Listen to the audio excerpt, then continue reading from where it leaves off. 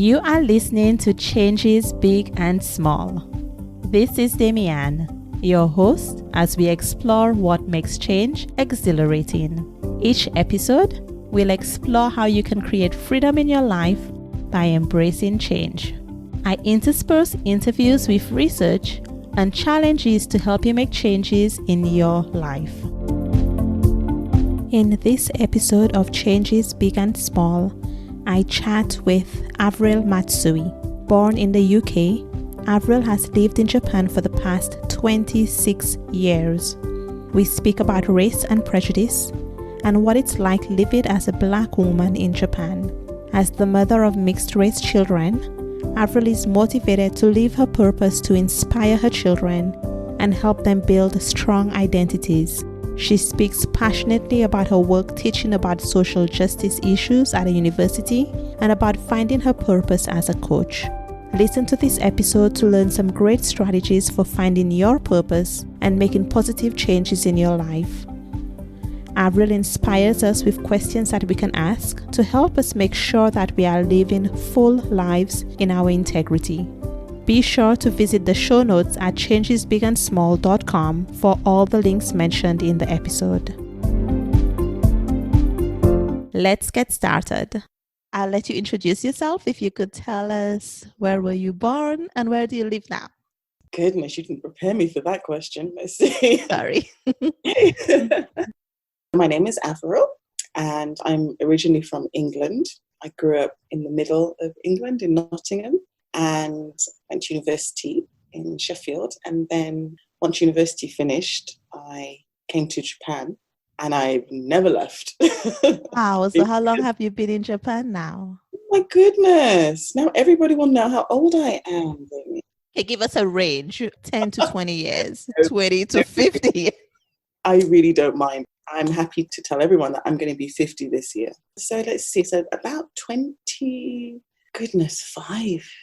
no, it's more than 25 years, about 26 years. What prompted you to move to Japan after university? Poverty, desperation.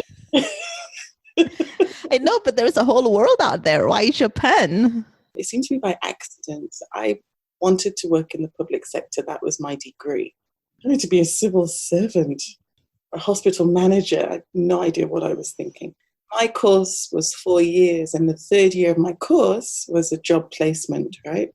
And I went to work in a hospital in the north of England for a year, and it was the worst year of my life. I hated it. But it's good to find out right away. But I really wish I had known that before I started the degree. Yeah. There are so many jobs within the public sector, I know that, but that hospital management, public sector management had been my goal, but I didn't like it at all. And a friend of mine and her boyfriend were applying for the JET program, the Japan Exchange and Teaching program. You come and you be an assistant in a Japanese high school and elementary school now. She said, they need people who are kind of lively and loud. I was like, okay, it's a veiled compliment, but I'll take it. So you should apply. And so I did. And I got it. And nobody was more shocked than me. What I know about the JET program is that usually you don't end up in Tokyo, for example. Where were you placed?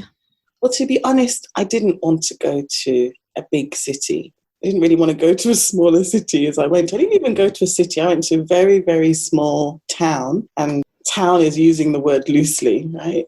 In the middle of Nagano, in the mountains, a place called Matsukawa. Really tiny, less than 10,000 people spread out all over the mountain. I worked at junior high school there, but I loved it. Were there other English speakers around? Were there other foreigners? Well, there were some English speakers, the teachers at my high school. I mean, it's a really, really small town, and all the towns and villages are kind of close together. So it's like one train station was one town, next train station was another town. And there were other AETs, assistant English teachers in those towns. So we would meet up sometimes at the weekend. But really, everyone in that community, they were just so good to me. And I know that they had never seen anyone like me before because they told me that. I've never seen a Black person before. I've never talked to a Black person. I went to this festival which is even deeper in the mountains than my town. And I'd been in Japan maybe for about 2 months. And this older man came up to me and he said, in English, he said, "Excuse me, could I shake your hand?" And I was like, okay.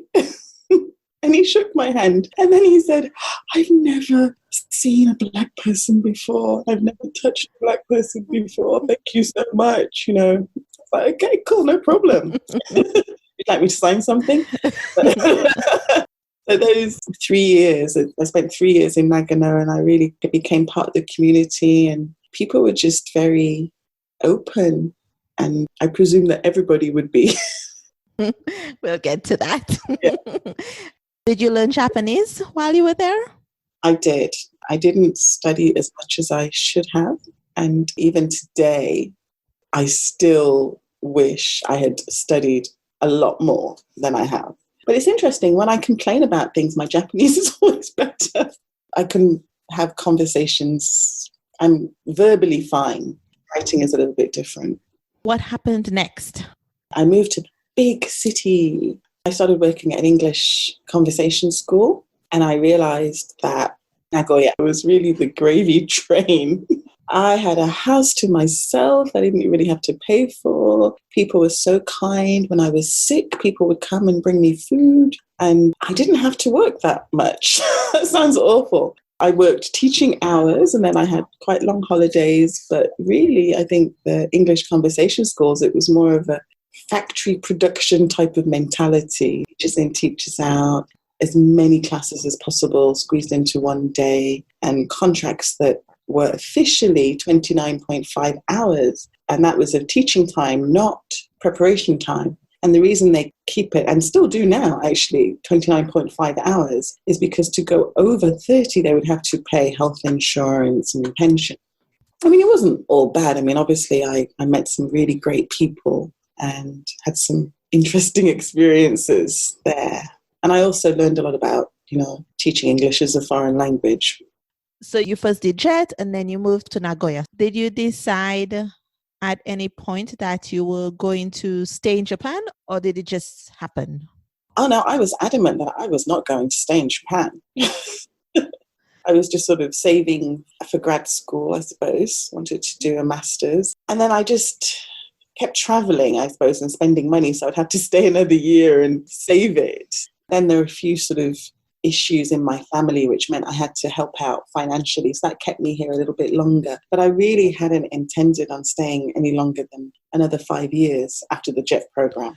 I also met my husband. I was going to say, what changed that? I mean, when I met him, I said, you're great in everything. But number one, I'm not staying in Japan. And number two, I don't want to marry a Japanese guy. And he stuck around. He was like, okay. Where did the resistance come from? Because I had these very strong stereotypes about Japanese men, which I was really wrong about. What were those concerns that you had? It wasn't just I didn't want to marry a Japanese guy. I didn't want to marry anybody that was not English. I wanted to marry an English person. And I specifically wanted to marry an English black guy or an Asian guy because I felt that we would be able to understand each other better because we had the same upbringing, brought up as minorities within the UK. I think it was more that. I did have some negative stereotypes about Japanese men, which it's not just him that has proved me wrong, but there are many people that have proved me so wrong. When you're young, you think you know everything. And I really thought, I'm going back to England and I'll meet my partner there. That was what I thought. In what other ways has Japan surprised you, or living in Japan surprised you? I really, really enjoy my job. That's great. Yeah, and I didn't quite expect that. Once I finished working in the English conversation industry, I went to work at a private high school, and that gave me time to complete my master's. And then I moved into university teaching and into full-time positions. And that's where I came to this point of being able to teach exactly what I wanted in the way that I wanted. And I have to admit to myself, I like getting people in a room and holding them captive. They have to listen to me and they can't escape, And what do you teach? Even now it's even better because in this position, I really don't teach, English conversation. We don't do the 4 skills or anything like that. I teach about gender and diversity and stereotypes and prejudice. And I just love it. And I also teach about community action and social activism. And students have to go out and do their own projects within the community and then come back and report about it in English. Other people can't see you, but you just light up when you're talking about the work that you do. I really like it. And I think as well, it just seemed, I think once we got married and had children, it just seemed that Japan at that point was just a safer place to bring up our kids. Things that were available, the resources that were available to me, like childcare and just being able to go to the doctors and things. And it was better. Getting pregnant and having kids here was really good. Over the years, you've changed your work and you've lived in Nagoya most of the time. What kind of challenges have you had to overcome to get to this wonderful place you are right now? Well, there's always going to be some kind of challenge. But I think that part of the reason I am here is because I am starting to speak out a little bit more about sort of social justice issues in terms of discrimination, especially as it relates to gender and race. So the challenges for me, I think, is that in Japan, you're always an outsider. Okay, it doesn't matter how long you live here or how good your Japanese is or whether or not my last name is Japanese, always an outsider. And that can become quite tiresome. On the one hand, I do think that people in Japan are becoming so much more open-minded. People are traveling, learning other languages besides English as well. Other nationalities are coming here and there's lots more intermarriage on the one hand. And I can see that in my students, especially this younger generation. But then when I get on a train and nobody wants to sit next to me, I can see that they've still got a long way to go. The biggest challenge, actually, I think I face here is the way that people will react to you as a foreigner.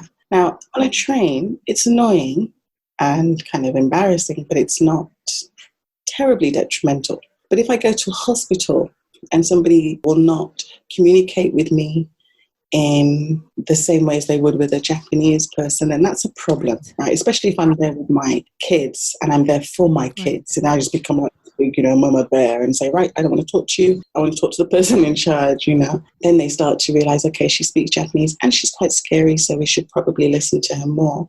That can be an issue. So actually going to new places, new situations, a new teacher for my kids, or going to a hospital, or just people treating you always in a different way until they get to know you. So it's like you have to prove yourself over and over and over again. Yeah, and that can become very tiresome. How do you deal with this? What's your approach besides Scary Mama Bear? I think a lot of the coaching work that I'm doing now, which is my other thing, a lot of this work, of course, I had to do it myself first, this sort of self-development and this self-trust and this sort of attracting and bringing in the right people and the right kind of connections, going back into my past and understanding why certain situations triggered me more than others. So I've done like a lot of work on myself, and I know that sounds really naff, but it's really changed my life. So that's the first thing. And then the second thing is that I have a real commitment to community. I'm all about creating groups and communities that we get like that support. So the Black Women in Japan group was one of those. And the Women's Empowerment group, which is part of my coaching, is another one. So I think community is so important. And I remember growing up in England, we had quite a strong Jamaican community around us, my parents. And then, of course, there were other nationalities or ethnicities in that group too, but we've always sort of gone to the community for support. And I want to create that here as much as I can for me and for my kids and for the people around me. Share with us about your Black Women in Japan group. What does it look like? What do you do? I can't take sole credit for this. A friend of mine, Stephanie Gale, we both started the Facebook group together, and it was like, where are all the Black women in Japan? We know they're here somewhere. And so we started this Facebook group. Now there are over 3,000 women in this Facebook group. And the next step, of course, was to get women together So now I have this wonderful group of women who are moderating the Facebook group, but we also have a committee of women who organize a convention every year, well, except for this year because of the Olympics and Corona, but every year for the last 3 years, we have this annual meeting and we bring everyone together, and it's just great. We have workshops, we have dancing, of course people are selling jewelry, getting advice about life, about hair, about personal development, about business. It's a community. And also on a district level, we have people meeting up in Okinawa, people meeting up in Fukuoka, which is the south of Japan, and even in Hokkaido, we have district reps who are kind of bringing people together. Why was it important to you to create this group? You talked a bit about community and the importance of community. Why did you decide to go this route?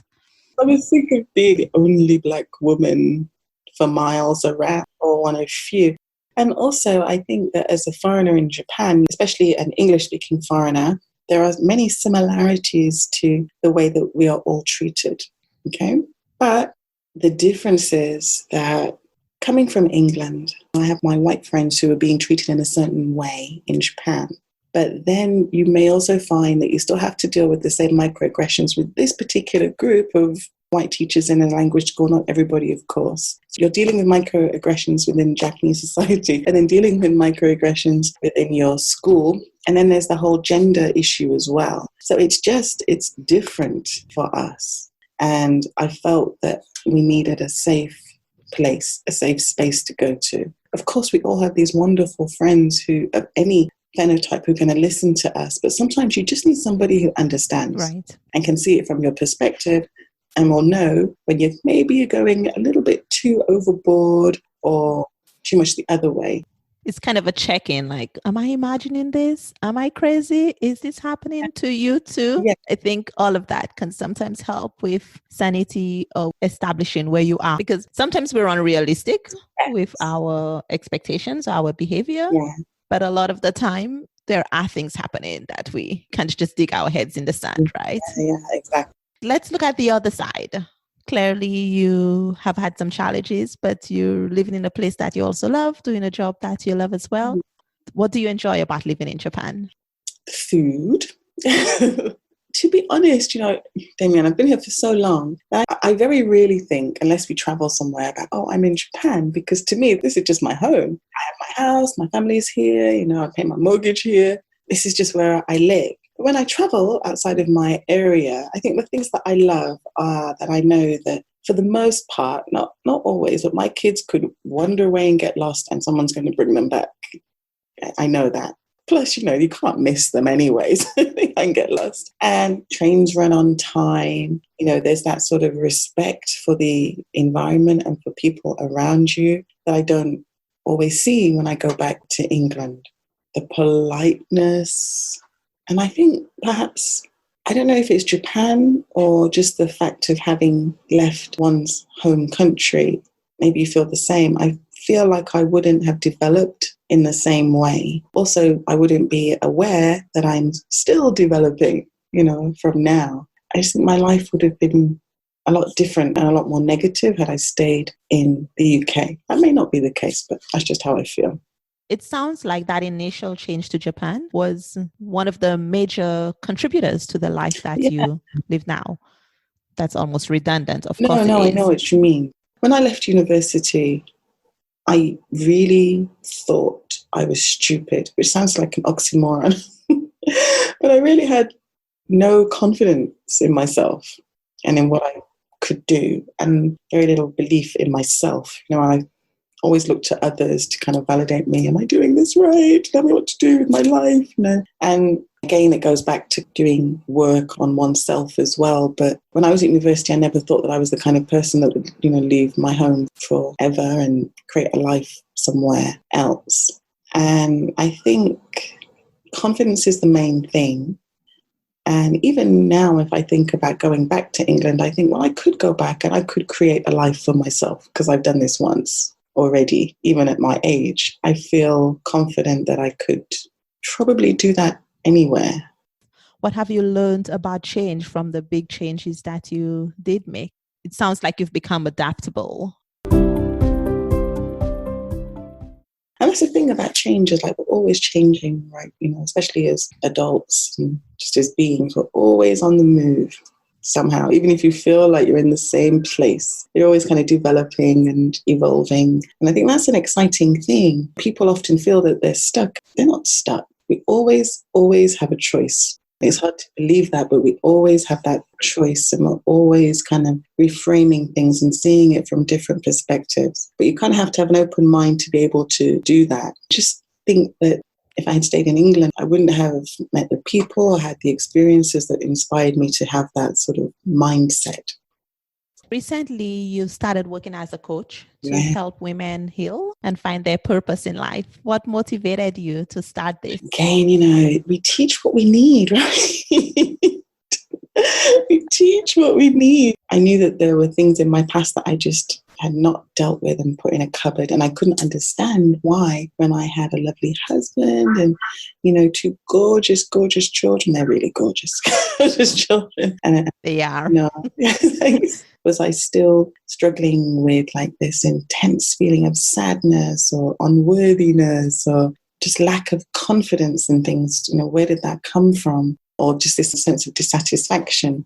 First of all, I went to a counsellor and she was great, but I needed something that was sort of more purpose-driven, that would push me to get stuff done compassionately. And so I started working with this coach and going through this process. And it just really opened my heart and mind in ways that I just never imagined. And I kept talking to people about it, you know, boring them with it, going, you know, you really should try it. You really should try it. And then people kept saying, you know, you seem like you're into this and you have a handle on it. Why don't you teach it? And I was like, oh, no, I can never do that. I'm just not ready. And then finally, my coach said, you know, I have a sort of a teaching qualification that you can take. And then when you're ready, you can go into coaching. And I realized that there was just this need to get women together, and there's need to provide this really safe space, especially for the English speakers in this area. You need this safe space to come and to really think about, what do you want out of life? Why do you want it? And the problem is that, and I know it's the same anywhere, but you go to work, you go home, you go to work, you go home, you may study, but you get into this little treadmill and we're not really thinking about anything else but the things we get done, and we just get depleted and anxious and tired and irritable, and we can't understand why. And you become quite disconnected with yourself, disconnected with your spirituality, with your body, with your emotions, because, you know, women are always supposed to be happy and pleasant, but you just become really disconnected. And I wanted to help women reconnect with those things that they wanted, the places they went, their relationships, their purpose, their careers. You know, let's get together and let's connect. And I will be the person that kind of pushes you, like someone has kind of pushed me. I love teaching. I really do. But this is my purpose. This is my purpose. This is why I was born, I think, and why I've had all these experiences. And the way it's happened has been really organic as well. You know, I'm not a big person online. You know, I'm rubbish with computers. But although I'm trying to change that, it's one of my blogs, trying to change that. I just started a group and said, okay, you know, we're going to have this meeting on this day. Why don't you come along? And I kind of expected maybe 3 or 4 women to come, most of them my closest friends. 22 women turned up. And ever since then, it's always been like groups from 15 to 20. Or sometimes, you know, we had a small group, but then it goes back up again. And people tell me, you know, thank you so much for providing this, because we just need this, especially when it comes to talking about your emotions and anxieties. I think, especially in Japan, as foreign women, we're constantly on guard. Put mask on, leave house, because there's this feeling that everyone is judging you and looking at you all the time. And if you slip up, not only are you discrediting yourself, but you're discrediting all foreign women, all Black women, or all English speakers. It's a huge, huge, heavy feeling. And the truth is, we don't really have to carry that. We don't. We only need to be responsible for ourselves. How often do you have these sessions? Every month. And I just finished a 2-day retreat in Nagano. Let's always go back to Nagano. That was on like limiting beliefs. where they come from and how to discover them and how to shift them. And the next workshop will be in April. So that'll be April, May, June, and then I'll have another retreat in July. What does it feel like to know that you're in your purpose? It's really liberating. It's really liberating. Because I think when I was young, I was, just kind of splashing around going, what can I do? What can I do? I've got to do something, without ever really connecting with what I really wanted to do. I know now I had to have that, because now I can help people who are indecisive and lacking their purpose, because I went through that. But to know that is just really comforting. I don't know no, that's not true. I do know what shape I want it to take.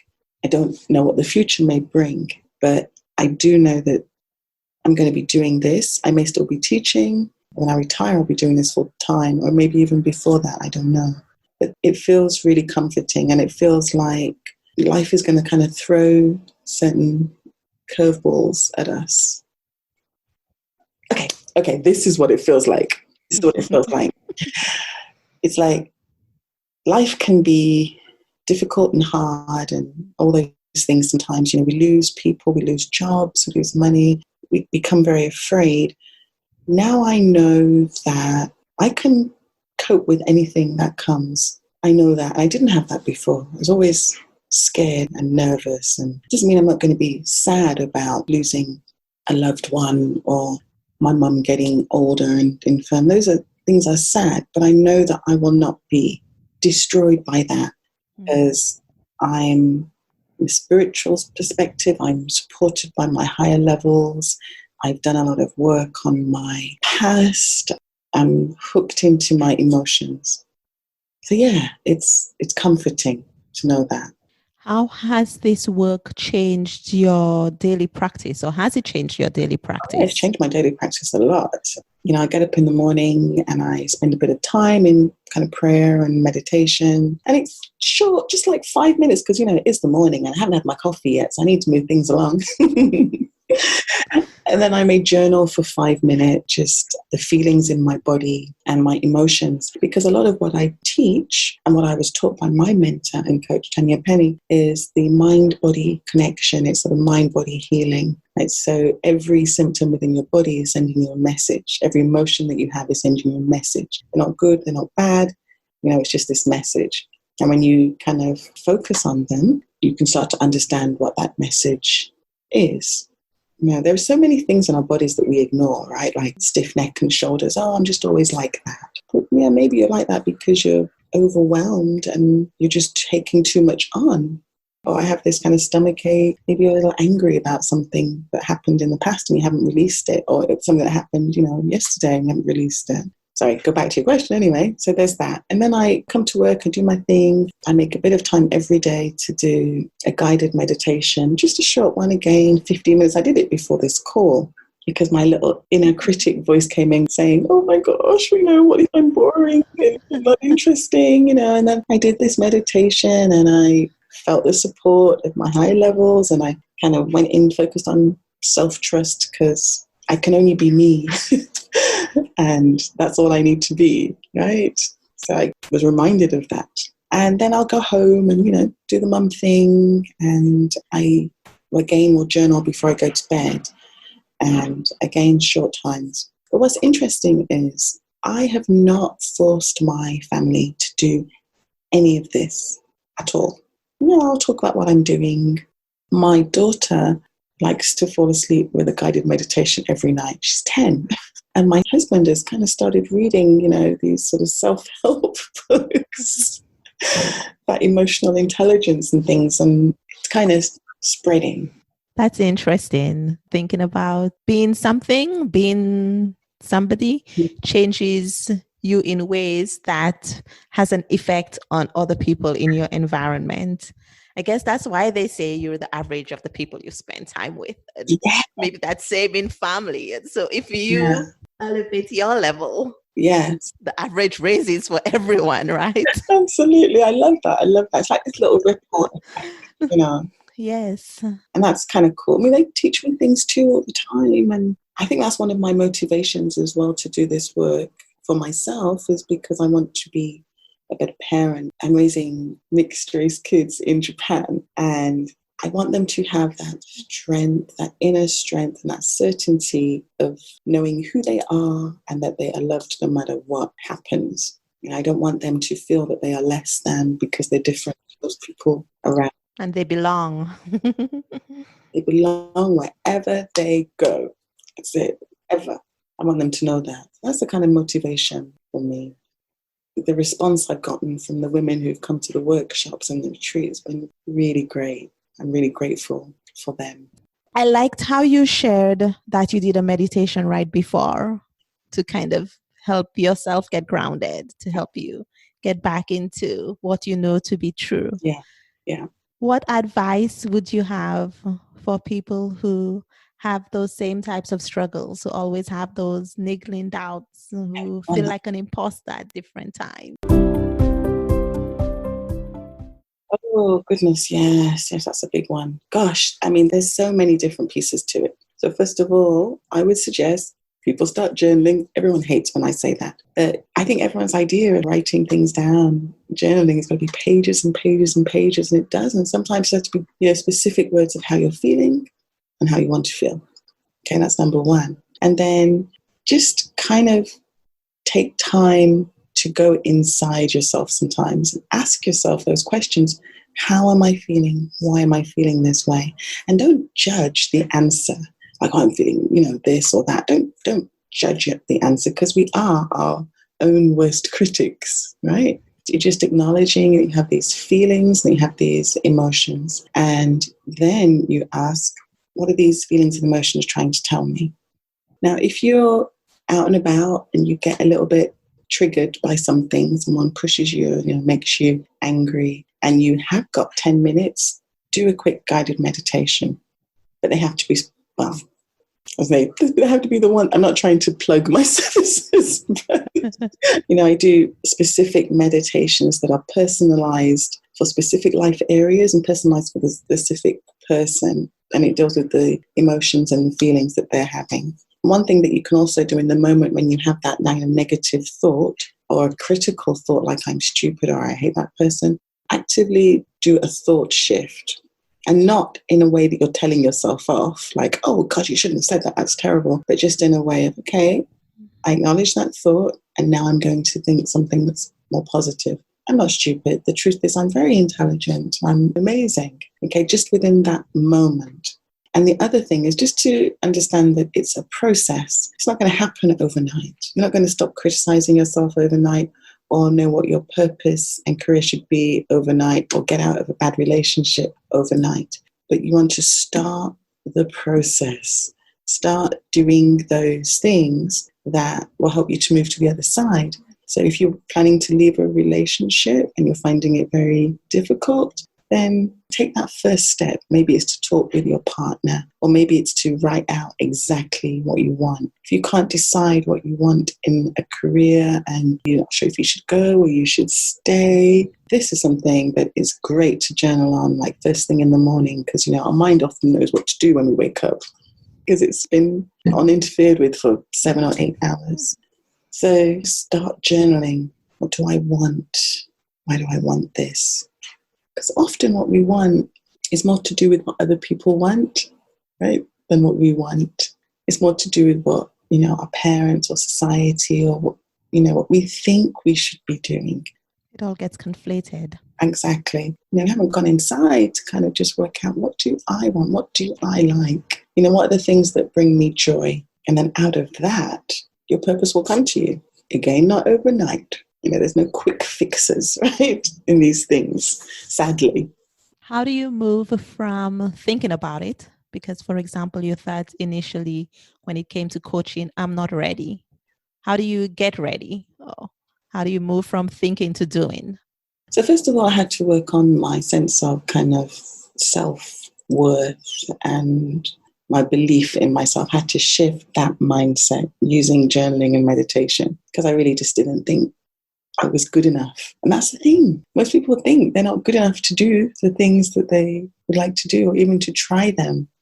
And that is also a process in itself. You've got to go back and work out, where did that belief come from, that I'm not good enough? I wanted to do coaching, but I thought, okay, I'm not good enough. So I wrote down, I'm not good enough. And then I wrote the opposite, I am enough.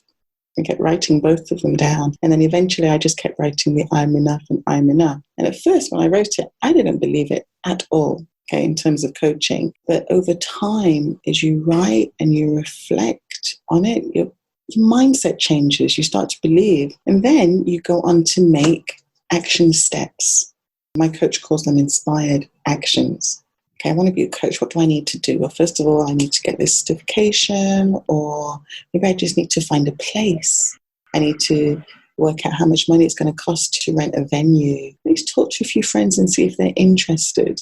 What would I want to talk about? Just get your pen, just let it pour out of you. And then it's really important to have somebody that holds you accountable.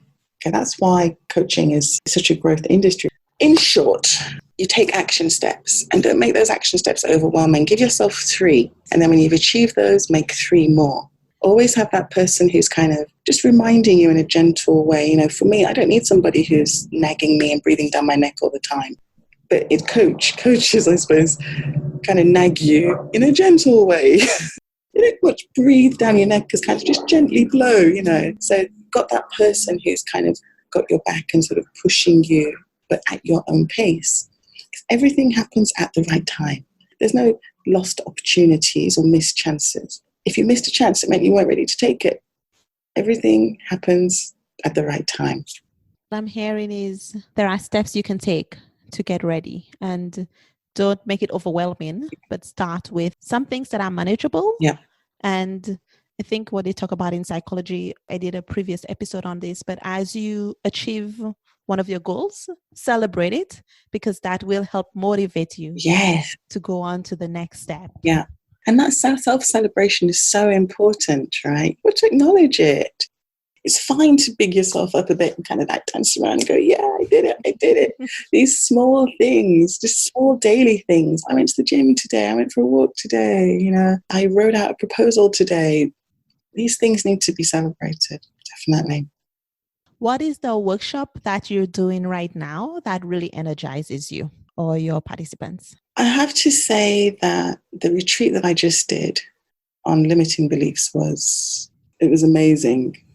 I really felt like I'm a real coach now, you know. I really kind of just somehow was able to zone in on people's energy and on people's intentions and their desires, and it just flowed exactly the way I wanted it to flow. Because limiting beliefs is something that we all struggle with in certain areas. And also by doing that for others, it means I have to work on my own too, right? So that was really good for me on a personal level. What would you say to someone who is facing fear for whatever is coming up for them about the thing they might like to achieve? Well, face your fear and acknowledge it. It's not that we are ever going to be without fear. It's always going to be there. And fear's message is to motivate you. It's not to disable you or cripple you in any way. Okay, there's something that I'm afraid of. It means there's something that I need to do. Or maybe there's to change the way that I need to think. So you're going to need to ask fear, what is your message? Okay. What is your message in this situation? What am I really afraid of happening? And why am I afraid? Is it a legitimate fear, or is it just a story that I'm making up in my head? Because, you know, especially when it comes to making big life decisions, because there's the scary things, and it's all right. But the scariest thing of all is just staying still, just staying where you are. And being unhappy, right? Yeah, exactly. But when you're just stuck, you're paralyzed for years and years, that's the scariest thing. To finish up today, is there anything else you'd like to add? Oh, no, we cannot end this without getting to that. Because when I asked you, what might we talk about today? You told me about how your husband delivered one of your kids in the car. And yeah, I need to know this story. He did. My daughter, thank goodness it wasn't my first child. For my second child, I went to a midwife clinic rather than like a big, hospital.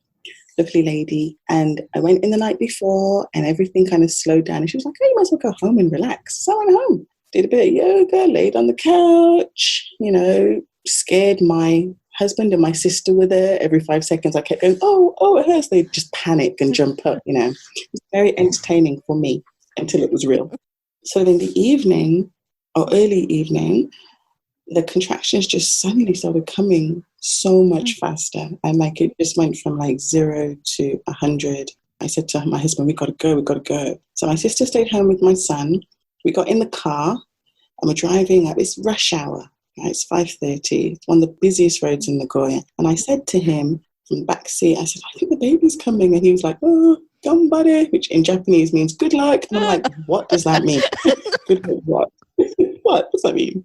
I think he was really scared.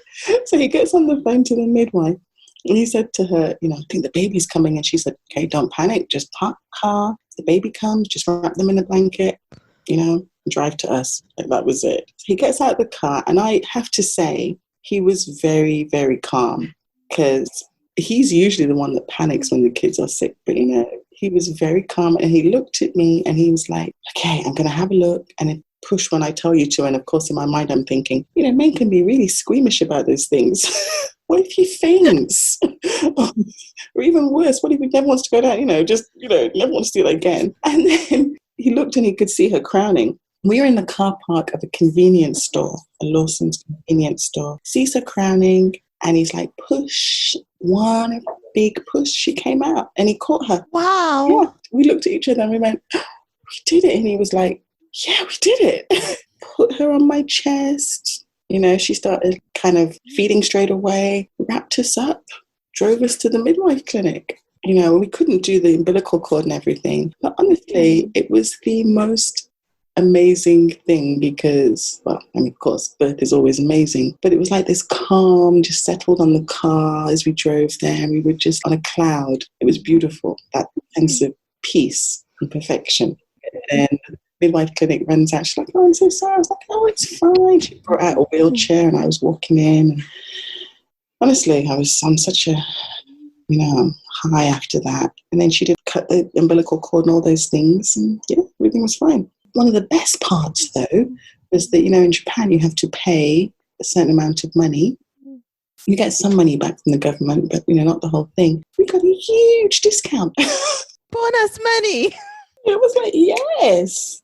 The baby, yeah, she was healthy and happy. And now she's 10 and a half. Just out of curiosity, did you have to stay at the midwife clinic or did you get to go home? Oh, no, I stayed for about 2 days. And then, you know, because in Japan, you do tend to stay quite long. I think usually it's like a week or something, isn't it? Like 5 to 7 days. 5 days for your second, 7 for your first. Well, she was like, you know, go home. I mean, she's a midwife. So it's different to a hospital, right? So she was much more open-minded and kind of a hippie about it. Loved it.